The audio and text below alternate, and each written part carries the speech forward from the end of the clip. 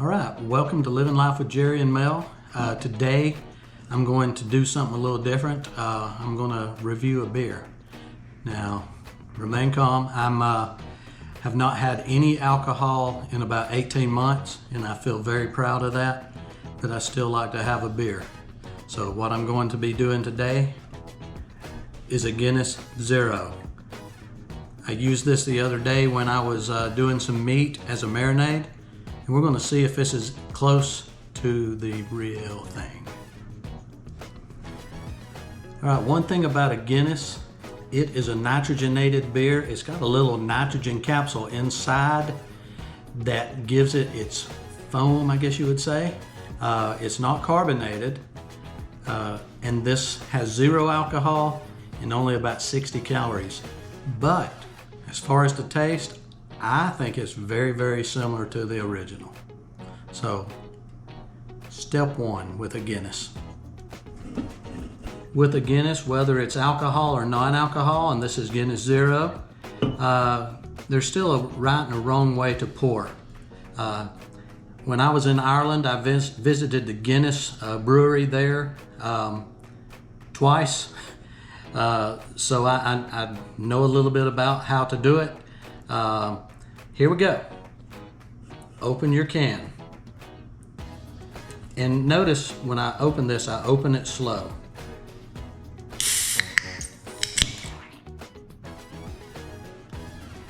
Once you've got it opened, tilt your glass, and I put the can all the way in. And I go just like that right there. You want to get it, once it gets to kind of the top, I slow it down just a little bit.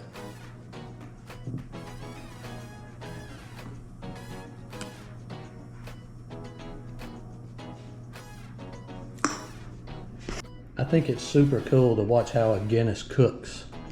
That's what I say. Once you pour your Guinness in your glass, you want to make sure that it has about a minute or so to cook in there. Like I said earlier, you want all of that nitrogen to get released into the beer. After about a minute, it's going to really look like this right here. If you see this head on here, when you get halfway down here, you're still going to have that much head all the way to the bottom. All right, here's the moment of truth. Does it taste like a Guinness?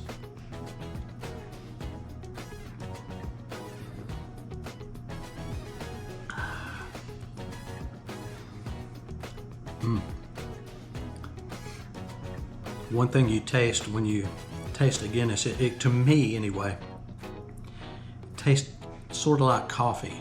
Has a little, not like coffee, but has a little bit of that taste to it.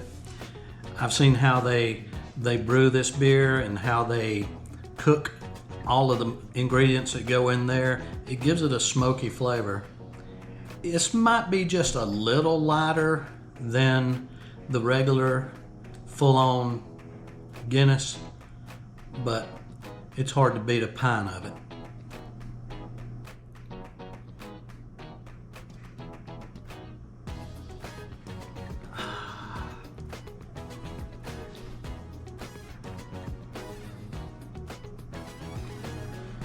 All right, Guinness Zero has 60 calories.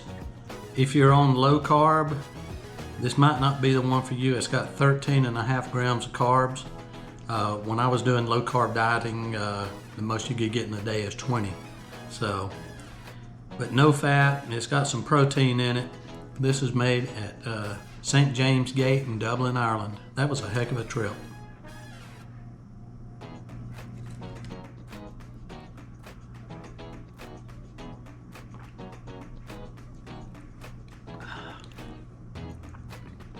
See what I said about the head on this beer?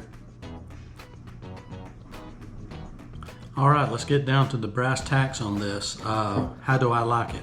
I really like it. To me, I get that flavor. I get the texture. It's smooth, but it's also a little thick. It's not as thick as a regular Guinness, but has no alcohol. And let me tell you, the only thing that I can tell a difference on, really, between this and really any non-alcoholic beer and its real counterpart is I do not have hangovers anymore. I do not miss that. At my age, I don't want hangovers. It's like Hank Williams Jr. said, hangovers hurt harder than they used to. All right.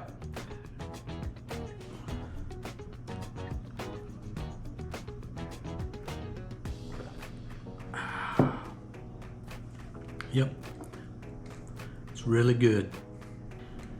Okay, would I suggest anybody that's trying to get away from alcohol but still wants to have their beer or their brew, whatever, to go with a Guinness Zero? I would have to give that a thumbs up. It's something that when I quit drinking that I did miss. And then it seemed like they came out with this about the time that I did quit. So yes, give it a try. If you like Guinness, you're gonna like this, I do believe. So that's my opinion and I'm sticking with it. So hope you enjoyed this. Try it. If you do, let me know what you think. You're not going to get a buzz, but you'll still be able to enjoy everything else about a Guinness. You won't get the buzz, but you also won't get the headaches and the hangovers. All right, hope you liked this video. If you did, hit the like button down below, subscribe to our channel, and we'll see you next time on Living Life with Jerry and Mel. Take care.